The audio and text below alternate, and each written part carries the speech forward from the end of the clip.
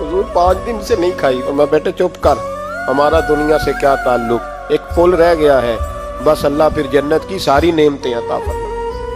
ہونے والی بات ہی نہیں ہے اس میں, بس ہمارا کیا تعلق, ایک پل ہے, پھر مالک بڑا کچھ عطا کرے گا. او بھائی, جو کائنات کے مالک و مختار تھے, جو ابرو کا اشارہ کرے تو حضرت جبریل جنت کی نعمتیں لے کے آ جائیں, انہوں نے تو دنیا کی جانب توجہ ہی نہیں کی, ان کا تو خیال ہی نہیں آیا. دنیا ہی دنیا, دولت ہی دولت, ہر آدمی دولت کے ترازو میں تلنے لگا ہے. اب تو کلیجہ پھٹتا ہے.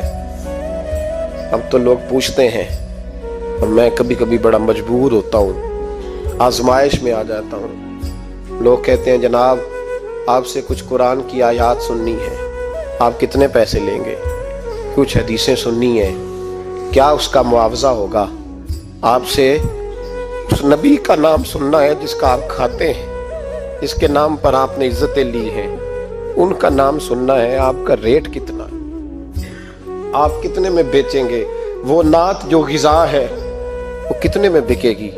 جب دنیا داری کا یہ حشر ہو جائے کہ وہ رسول اگر ان کا نام نہ رہے تو ہماری سانسیں ہی نہ چلیں, ان کا نام بھی جب اس طرح کمرشل کر کے لیا جائے اور اس طرح وہ چیزیں بھی ریٹ میں آ جائیں, تو بھائی اس سے بڑی اور دنیا داری کیا ہوگی؟